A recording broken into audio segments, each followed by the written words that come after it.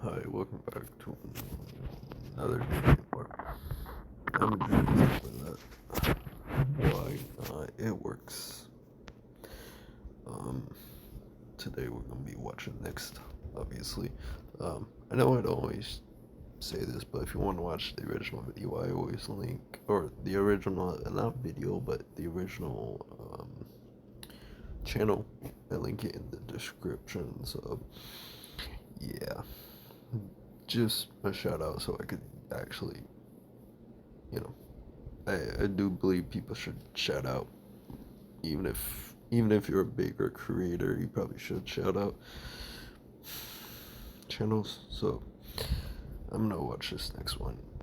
A lot of these are short, so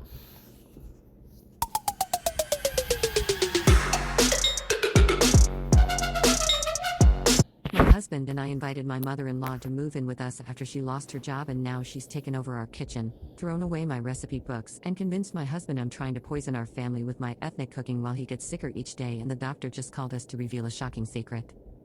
3 months ago, my husband Ryan and I made what I now realize was a terrible mistake.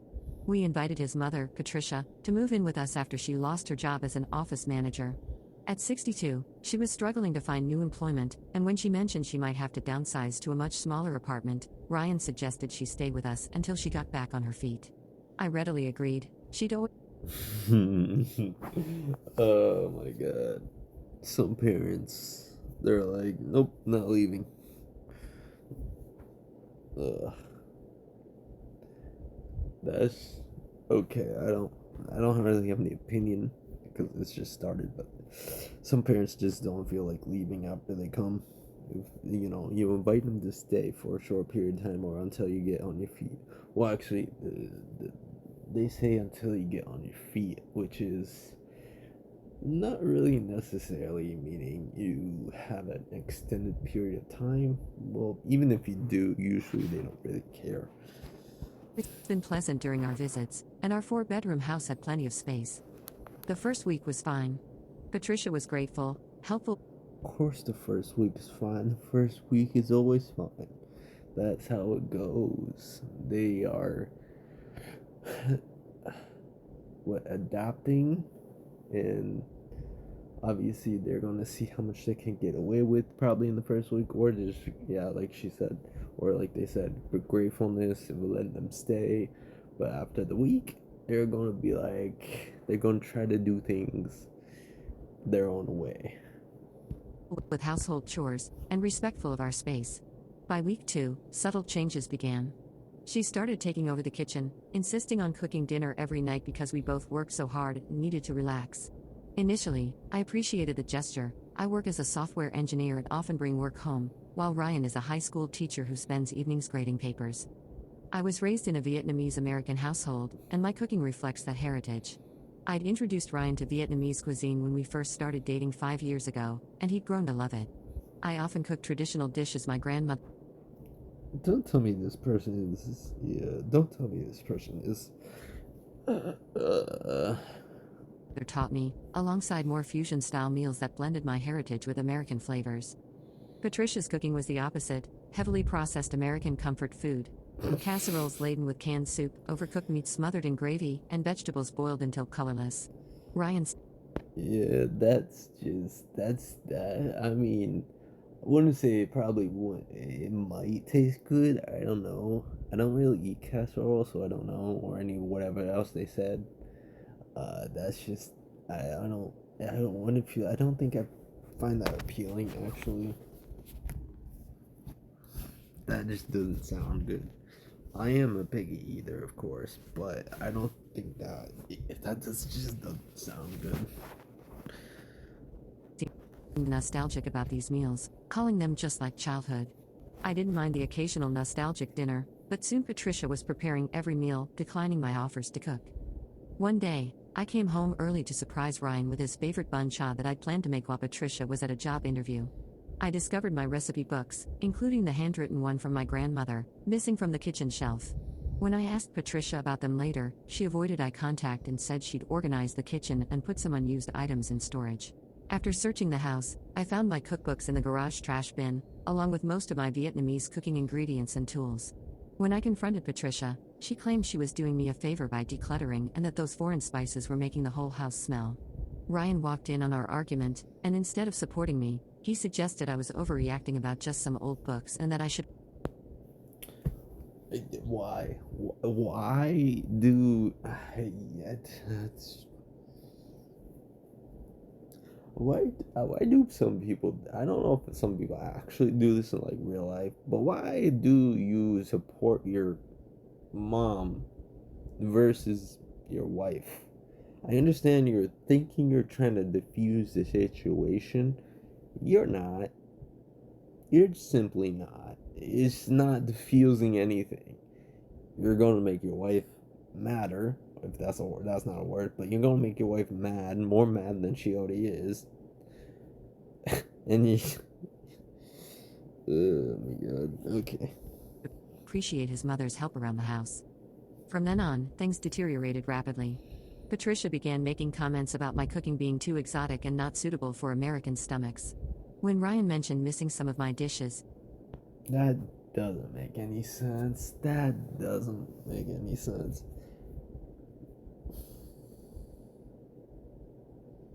I wonder if she actually makes any dishes that's actually not truly American. Cause no, there's a lot of dishes that are not American. There's quite a few that are, but there's a lot of them that are not. So I wonder if she makes anything that's actually what she calls American, but in reality it's not actually American. It's just Americanized version of it, but still not. It's technically not American. she interrupted to say his digestive issues, occasional heartburn he'd had for years, were probably due to all those strange foods. About a month ago, Ryan began experiencing stomach problems after meals, nausea, vomiting, and stomach cramps. That's It due only to happened on your. days I wasn't home for dinner. Yeah, exactly. That's due to the dinner that you're eating. Heavy processed stuff. Your body's not used to that anymore. Obviously, you're gonna feel like shit. Mm, sorry for the whatever. You're gonna feel very bad. It's just not. It's not. If you're not used to eating that for a long period of time, then your body's gonna feel very bad because you're basically poisoning your body. Or not poisoning, but you're basically eating something that your body doesn't agree with. Because if you're used to eating like some other type of food and not heavily processed food, like actually homemade food that is good and that's not heavily processed like most American food, then obviously your body is going to kind of reject it, but not really reject it like throwing up. Well, sometimes it might, but usually it'll just like this. He's getting nausea and stuff like that just because of the mother's cooking. It's not the type of food that adults should eat, honestly. Really isn't. It'll get you sick. Unless you're used to eating stuff like that. Otherwise, you would probably get sick from it. Which I found oddly coincidental. Patricia suggested it must be stress or perhaps a developing intolerance to ethnic ingredients from years of eating my cooking. She even had the audacity to tell Ryan that perhaps his body was finally rejecting the foreign food and returning to what it naturally needed. I noticed Ryan becoming increasingly hesitant to eat anything I prepared, instead waiting for his mother's meals. Are you, what? You actually believe in your mother? This stupid nonsense? Over your wife? What the fuck is. Sorry. What the hell? Nope, sorry. I'm trying not to curse. What's wrong with you? I can't think of another word, but what's wrong with you? Why? Whatever.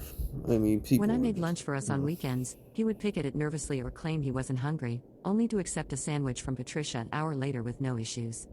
The situation came to a head last week. Ryan's symptoms worsened, and I insisted he see a doctor. Patricia tried to discourage the visit, suggesting home remedies instead, but I put my foot down. The doctor ran several tests and noted that Ryan's symptoms were consistent with regular exposure to an emetic, something that induces vomiting. Yesterday, the doctor called with results. They found traces of Ipecac syrup, an over-the-counter emetic, in Ryan's system. The doctor asked if Ryan had accidentally ingested any medications or if there was any possibility of deliberate poisoning. Ryan looked shocked, but Patricia immediately turned to me with a horrified expression. "It must be those exotic ingredients," she gasped. "I've been saying all along they're not meant for our digestive systems." I was speechless. The doctor explained that ipecac is not found in any food ingredients, Asian or otherwise. It's specifically used to induce vomiting in poisoning emergencies and has largely been discontinued for home use due to potential abuse. Later that evening, I searched Patricia's room while she was out with Ryan picking up his prescription for anti-nausea medication. In her bedside drawer, I found a small bottle labeled ipecac syrup and a journal detailing when she had administered it to Ryan's food, only on evenings when she knew I wouldn't be eating the same meal. I took photos of everything and left everything exactly as I found it. I'm terrified and don't know what to do. Ryan has been completely manipulated by his mother. He trusts her implicitly and has grown increasingly distant from me over these past months. If I accuse Patricia of poisoning him, I'm afraid he won't believe me, and it will be her word against mine. I tried. Which is insane. I mean, I understand it's your mom, but that's your wife. I mean, I understand there's people that would, there's like manipulators out there, but that's a completely other story. I mean, usually those type of people try to distance you from your parents and stuff like that, so that's a completely other story. um I don't have any words, honestly. I don't Calling understand. my sister for advice, but Patricia hovered nearby, making private conversation impossible. She's watching me constantly now, as if she suspects I know something. I feel like I'm living in a nightmare where my husband is being slowly poisoned by his mother, and I'm being framed as the culprit. Update. It's been 2 weeks since my last post, and my life has completely transformed. After finding the ipecac in Patricia's journal, I knew I needed to act quickly but carefully. I called Ryan's doctor the next morning while both Ryan and Patricia were out of the house. I explained what I'd found and my suspicions. The doctor advised me to contact the police immediately, as this was a case of deliberate poisoning. With the doctor's support, I filed a police report and showed them the evidence I'd photographed. They took my statement and advised me to find somewhere safe to stay, warning me not to confront Patricia directly. They would handle the investigation and approach her professionally. I texted my sister to come pick me up, packed an overnight bag with essentials, and left before either of them returned home. From my sister's apartment, I called Ryan and told him I needed a break and would be staying with my sister for a few days. He sounded confused and hurt but didn't argue. The police executed a search warrant the following day. They found the ipecac bottle exactly where I'd seen it, along with Patricia's journal detailing her treatments to cleanse Ryan's system of oriental toxins. They also discovered several of my missing recipe books that she hadn't completely destroyed, hidden under her mattress with pages torn out and hateful notes written in the margins. Ryan was devastated when the police explained their findings. Patricia initially denied everything, then claimed she was only trying to protect her son from my dangerous foreign cooking. When faced with her own journal entries as evidence, she broke down and admitted to administering ipecac to Ryan's food when I wasn't around, justifying it as necessary to prove my cooking was making him sick. Patricia was arrested and charged with assault and poisoning. What are you? Yeah, okay. I don't. Ryan was hospitalized briefly for observation and treatment for the effects of prolonged ipecac exposure. The doctors assured him there would be no permanent damage, but the psychological trauma would take longer to heal. While Ryan was in the hospital, he called me, sobbing with apologies. He couldn't believe his mother would do something so terrible, nor that he had been. I mean, yeah, no, obviously. I mean, you trust your mother more than your wife. Sure, yeah. I mean, I understand that you obviously don't expect your mom to, be a bad person. But even then, you should really support your wife more than your mother. Because obviously, your family is your wife.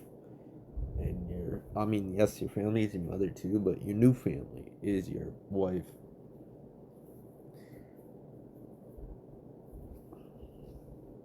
So blind to her manipulation.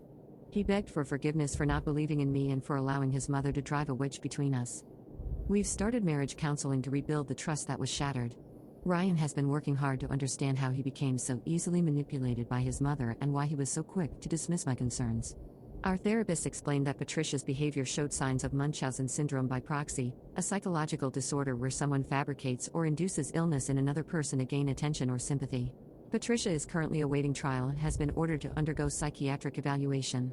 Ryan has cut off all contact with her on the advice of both our therapist and his personal counselor.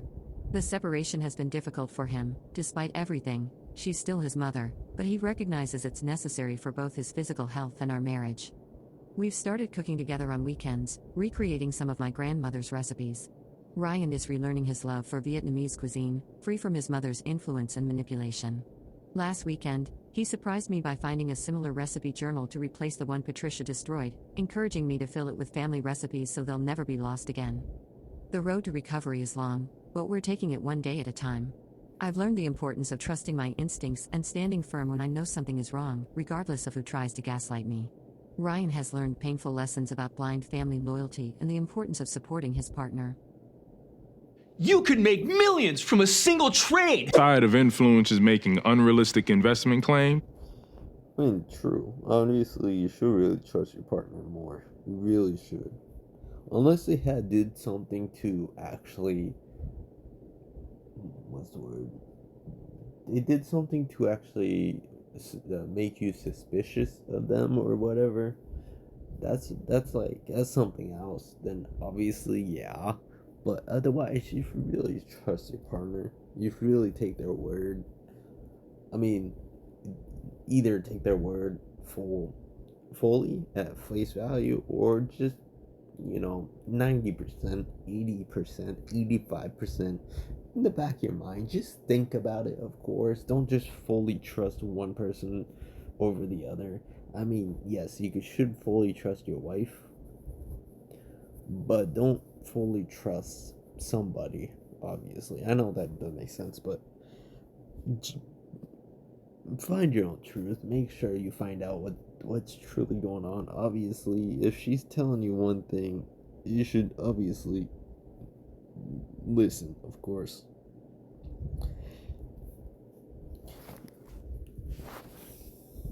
I mean, I know it makes no sense for your mother to do this, but it would make no sense why your wife would lie.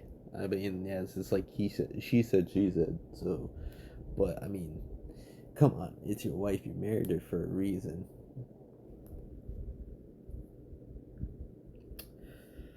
Okay, my husband and I invited my mother-in-law to move in with us after she lost her job, and now